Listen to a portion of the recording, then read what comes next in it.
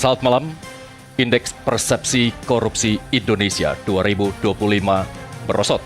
Indonesia mendapat skor 34 dari 100 dan secara posisi berada di urutan 109 dari 182 negara. Dibanding tahun 2024, Indonesia turun 10 peringkat dari urutan 99. Lalu pertanyaannya, apakah rapor merah ini cerminan kegagalan sistem pemberantasan korupsi di tanah air? Atau sinyal bahwa pemberantasan korupsi sedang dilemahkan secara perlahan? Apa yang harus dilakukan untuk memperbaiki indeks persepsi korupsi Indonesia? Kita bahas dalam Merah Putih.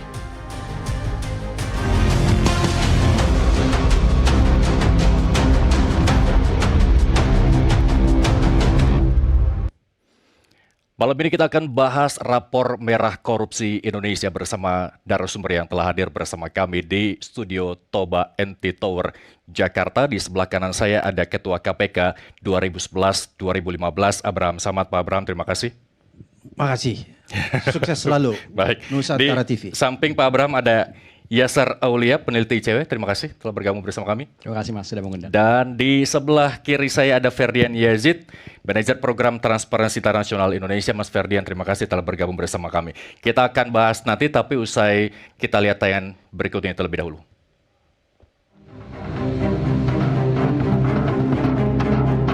Transparansi Internasional kembali merilis indeks persepsi korupsi untuk tahun 2025. Indonesia mendapat skor 34 dari 100 dan secara posisi berada di urutan 109 dari 182 negara. Dibanding tahun 2024, Indonesia turun 10 peringkat dari urutan 99. Penurunan skor indeks persepsi korupsi Indonesia mendapat perhatian khusus dari Presiden Prabowo Subianto. Beberapa waktu lalu, Presiden meminta pandangan mantan Ketua KPK Abraham Samad yang menyinggung usulan mengembalikan Undang-Undang KPK ke versi lama. Merespons usulan itu, Wakil Ketua KPK Johannes Tanak menegaskan undang-undang bukan seperti barang yang bisa dikembalikan jika sudah selesai dipakai. Tanak menyebut saat ini KPK sudah bekerja berdasarkan undang-undang lama ataupun yang baru, dan KPK fokus mencegah dan memberantas korupsi. Sementara itu, Presiden ke-7 Republik Indonesia Joko Widodo mengaku sepakat bila ada rencana revisi kembali terhadap Undang-Undang KPK. Jokowi menegaskan revisi Undang-Undang KPK tahun 2019 merupakan inisiatif dari DPR kala itu. Lantas, apakah mengembalikan Undang-Undang KPK ke versi lama dapat memperkuat posisi lembaga anti rasuah? Selengkapnya dalam program Merah Putih malam ini. Kita langsung bahas, tapi kita juga sempat mengundang pimpinan KPK saat ini untuk bergabung bersama kami berdialog soal rapor merah korupsi di Indonesia, tapi hingga saat ini belum juga ada yang respon. Baik, tidak apa-apa, ada 3 narasumber kita malam hari ini. Sebelum Mas Ferdian mengungkap hasil dari apa yang sudah kita lihat, Pak Abraham ada pertemuan di Kertanegara bersama sejumlah tokoh begitu ya. Masyarakat perlu tahu apa yang kemudian digali dari Anda oleh Presiden. Ya, ketika saya mendapat undangan itu, memang saya bertanya, saya diundang dalam kapasitas apa?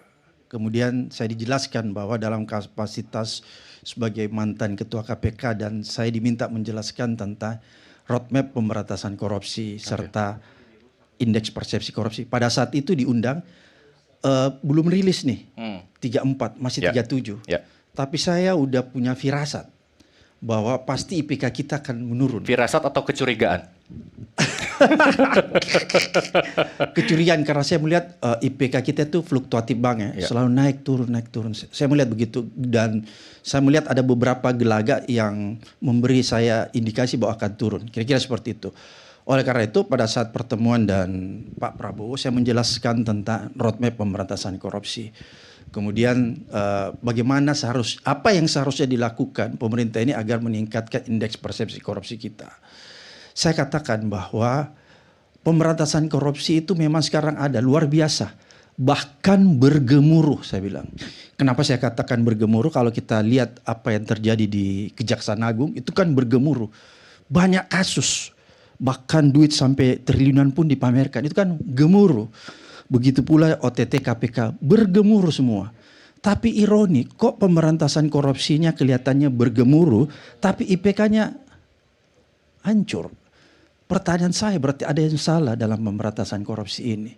Oleh karena itulah kita mencoba cari tahu apa penyebabnya. Sehingga dalam diskusi itu saya menyampaikan beberapa hal yang harus dibenahi ketika kita ingin indeks persepsi korupsi kita membaik. Pertanyaan berikutnya adalah kenapa Presiden memanggil Anda sebagai Ketua KPK 2011-2015? Kenapa nggak yang sekarang saja? Ini pertanyaan cukup menarik ya. Saya ingin jelaskan dulu. Sebelum pertemuan ini, ketika Pak Prabowo kira-kira 2 bulan setelah dilantik, saya agak lupa 2-3 bulan, saya pernah dihubungi oleh Menteri Pertahanan Syafri Samsudin untuk datang ke Kemenhan. Di sana Pak Syafri menyampaikan, Pak Bram, Pak Presiden meminta dibuatkan roadmap pemberantasan korupsi pada saat itu. Tapi pada saat itu saya persis mau ke luar negeri sehingga saya minta izin, bisa nggak saya buat sepulangnya saya dari luar negeri. Oke, nggak ada masalah. Dan ketika saya berangkat dan saya pulang, saya buatlah. Setelah itu selesai saya buat, saya telepon kembali, bilang saya udah siapin roadmap pemberantasan korupsinya. Dan saya datang ke Kementerian Pertahanan menyerahkan bahwa silahkan dibaca dan dipelajari. Pak Syafri lihat, kemudian dilihat oke, dia masukkan kembali ke envelope, dia nanti akan saya sampaikan kepada Presiden Pak Prabowo.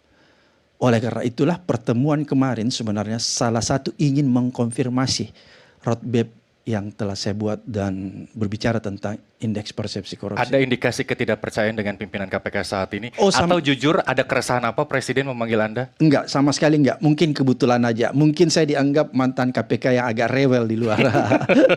Mungkin itu aja gitu 2015 IPK-nya 36 dari 166 negara di posisi 88. Iya. Itu juga yang menjadi pertimbangan Presiden memanggil Anda kemarin? Saya nggak tahu, tapi saya lebih melihat bahwa dia ingin berdiskusi tentang pemberantasan korupsi. Mungkin saya yakin mungkin juga suatu ketika teman-teman di KPK akan dipanggil ya. Mungkin ini cuma masalah waktu aja. Dan saya memberikan banyak pandangan-pandangan saya serta apa-apa yang harus dilakukan. Salah satunya saya bilang kalau kita merujuk ke United Nations Convention Against Corruption yang kita sudah tanda tangani dan sudah ratifikasi, berarti kan kita terikat. Salah satunya sebenarnya di UNCIC itu mensyaratkan ya bahwa lembaga anti korupsi yang ada di dunia itu seharusnya dan sebaiknya posisi kelembaganya itu sifatnya independen. Dan itu memang dilakukan Indonesia di tahun-tahun sebelumnya dia independen. Tapi kemudian setelah tahun 2019 pemerintah melakukan revisi terhadap Undang-Undang KPK sehingga hasil revisi itu menempatkan lembaga KPK di bawah rumpun eksekutif. Dia tidak lagi independen. Oke, saya tahan dulu Pak Abraham. Kita akan bahas komparasi ketika 2019 hingga saat ini bagaimana kondisinya dibantu dengan ICW. Tapi kita tahan dulu. Kita tanya yang punya data terlebih dahulu. Ini turunnya cukup luar biasa ya. 1 poin saja rasanya sangat berharga. Gimana dari 37 pada 2024 hingga ke 34 pada 2025. Apa yang paling mempengaruhi turunnya IPK kita? Ya, jadi sebagai pengantar, Transparency International ini memang sudah rutin ya menerbitkan Corruption Perception Index setiap tahun dari tahun 95. Dan kita itu sumber datanya tuh ada 13. Jadi kita mengambil data dari lembaga riset lain. Jadi kita tuh nggak ada pesanan gitu lah. Bukan karena misalkan kita nggak suka Presiden A, Presiden B terus dijelek-jelekin tuh nggak mungkin, karena ini murni pendapat dari pebisnis dan juga pakar mengenai korupsi di sektor publik, baik itu di yudikatif, legislatif maupun eksekutif dan juga militer dan kepolisian. Memang hasilnya di tahun ini bisa dibilang tidak baik ya, karena tadi seperti sudah sampaikan Indonesia skornya turun 3 poin dari 37 ke 34, turun 3 poin. Dan yang ada 2 sumber data yang paling berpengaruh. Yang pertama itu namanya IMD World Competitiveness Yearbook. Ini bertanya mengenai pendapat pebisnis. Kalian di Indonesia berbisnis nemu korupsi atau enggak? Menurut mereka ternyata makin banyak. Jadi awal skor 45 jadi 26. Kemudian itu yang pertama. Yang kedua ada lagi satunya namanya Bertelsmann Foundation Governance Index.